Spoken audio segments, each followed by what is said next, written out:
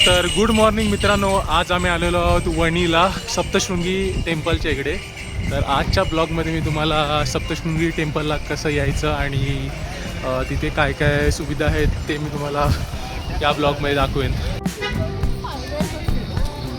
तर नमस्कार मित्रांनो, जर तुम्ही सप्तशृंगीला आला असाल तर तिकडून सरळ याल तर ह्या साईडला आहे बघा, हा गेट आहे तो रोपवेला आणि पार्किंगसाठी पण आहे. तर या साईडला तर मित्रांनो तुम्ही पार्किंग करू शकता.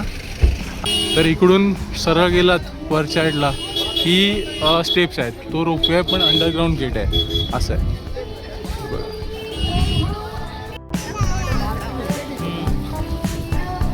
तर मित्रांनो इथे बघा, हे रोपवेचं अंडरग्राऊंड हे बनवलेलं आहे इथे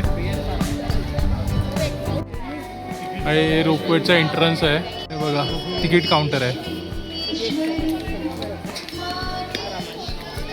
हे बघा दोघं आमचे जण श्रील सावंत, संजय सावंत, दोघे एकदम थंडीने कुडकुडलेले आहेत.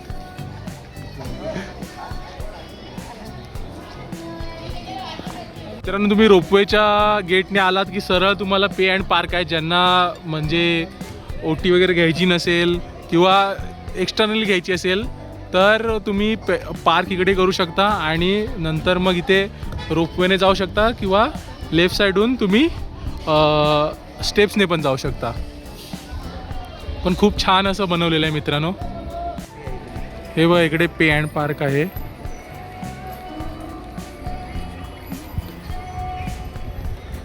इथे तुम्ही शॉपिंग वगैरे करू शकता, काय खायला वगैरे किंवा हे बघा रिसेप्शन वगैरे काउंटर आहे, छान असं बनवलेलं आहे. इथे मित्रांनो शॉपिंग वगैरे करू शकता. हे बघा खूप छान असं बनवलेलं आहे त्यांनी. इथून सरळ एंट्री आहे रोपवेसाठी.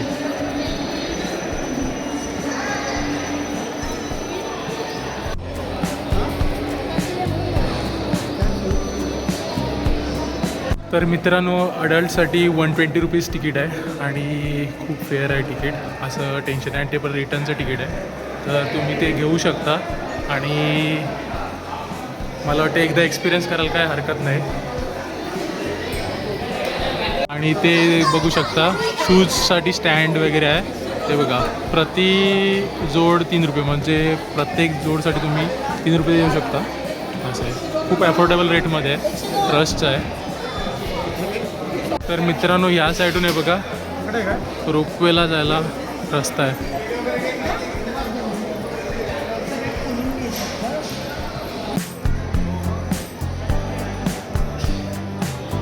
रोपवेसाठी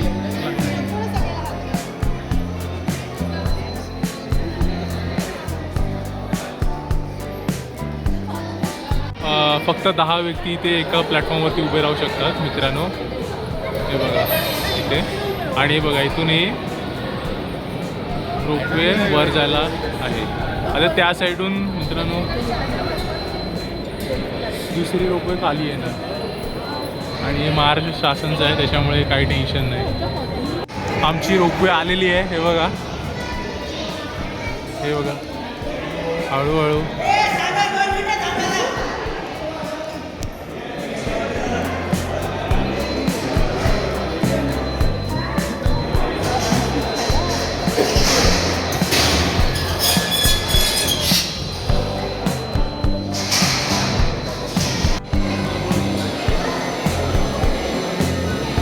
आमची ताई बसलेली इथे, मी आणि भाऊजी.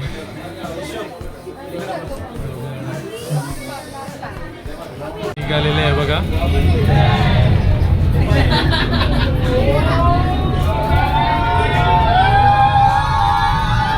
मस्त वाटतं.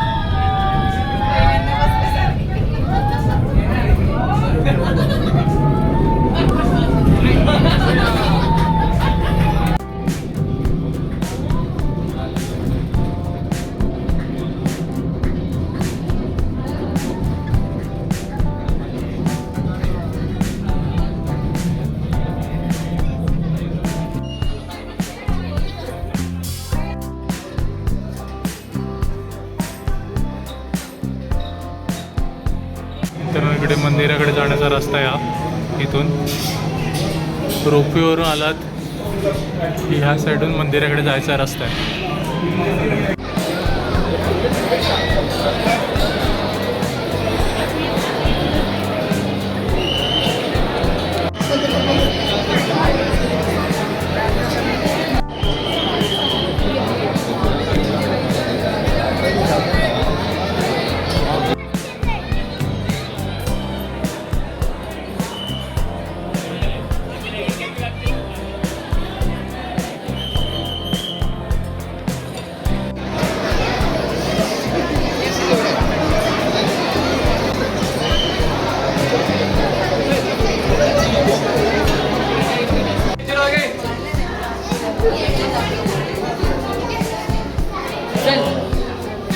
मित्रांनो आम्ही परत आता रोपवे वरून खाली जाऊ.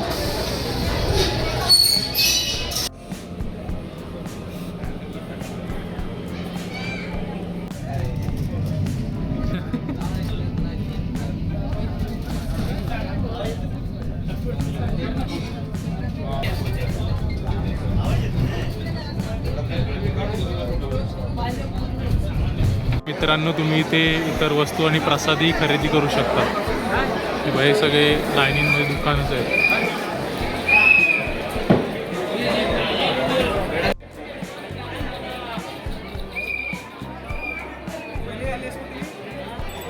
तर मित्रांनो इथे मुलांना खेळण्यासाठी देखील दुकान आहे बघा. 3 माणसं बघू शकता इकडे. श्रीने काहीतरी घेतलेलं आहे. एक बॉल घेतलेला आहे श्रीने. आणि आम्ही आता एक्झिटला आलेलो आहे.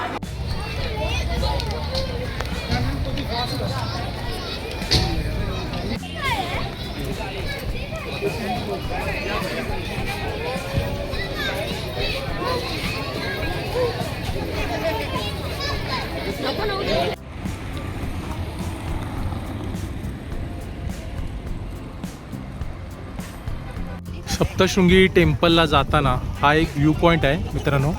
तर इथे तुम्ही व्हिजिट करू शकता. इथे हे बघा समोर एक हॉटेल आहे. तर इथे खाण्याची पण व्यवस्था आहे आणि तुम्ही पेरू काकडी वगैरे घेऊ शकता. तर हे बघा ह्या साईडून ह्या ज्या गाड्या चाललेल्या आहेत ते तिकडे सप्तशृंगी टेम्पलकडे आहेत. ते बघू शकता बघा.